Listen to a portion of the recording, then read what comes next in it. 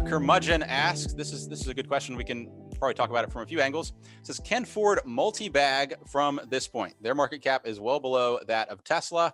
Comments, thanks. What do you think? So we can look at Ford's market cap today.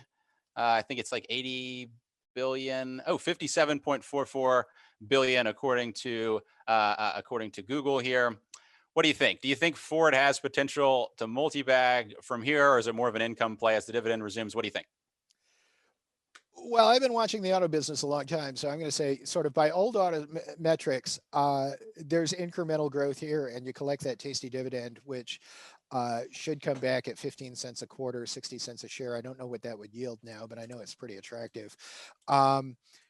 But clearly, you look at Tesla's valuation, you look at Ford's valuation, you look at where you think the companies are going over the next several years. Clearly, one of these things is not like the other, and something needs to correct in there. I don't think Ford's going to 300 a share. I would believe 30. At the same time, we think Tesla's probably got to settle back down from its crazy run last year too. I don't think too many people will be surprised if that continues to happen. And Tesla setting out at something that's a little more realistic for its likely 2030 prospects. So is Ford going to multi-bag? It would really surprise me, but lots of things in the auto business have surprised me in the last 5 years. So I don't know. I would not bet heavily on it. I am a Ford shareholder and I'm going to hold on to it. But I'm thinking more in terms of incremental gains on the dividend and some stock price gains, maybe a double from here as the bottom line grows. But I wouldn't think multi-bag. I don't think. Yeah, I mean, you got to remember, this is a 100-plus-year-old company, Ford Motor, and it's a 100-plus-year-old industry. So, there are more registered cars on the road than there are licensed drivers. So this isn't like, the auto industry can have some big, incredible, growth in terms of units delivered, right? So it's more converting and finding these other revenue streams. So I think Ford can certainly go up from here. I wouldn't view Tesla as like, this is how big Ford could be.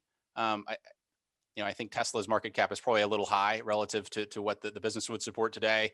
You could argue that Ford is maybe a little bit underappreciated, although, so far this year, the market has started to accept the story of the big autos in EV in a much more significant way than they had over the past few years.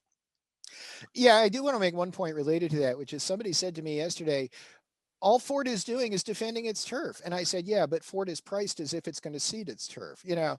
If Ford holds on to, and maybe if Ford roughly holds on to its market share in pickups, SUVs, commercial vans, things like that, while getting similar profitability on the hardware to what it gets in ICE now, once the EV technology matures after 2025 or so, and getting additional revenue profit from the adjacencies, the software, the services, and so forth. There is an incremental growth story here. But at the same time, yeah, if Ford is successfully defending its turf, you've got to look at some of these upstarts and say, is Lordstown really going to go to battle with Ford in the commercial vehicle space?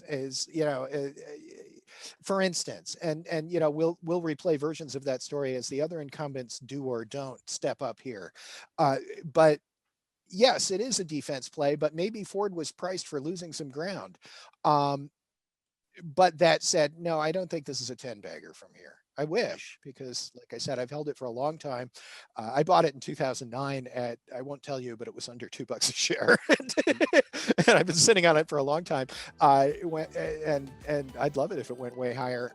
But I think incremental bottom line growth, share price growth, plus the dividend is the real story here.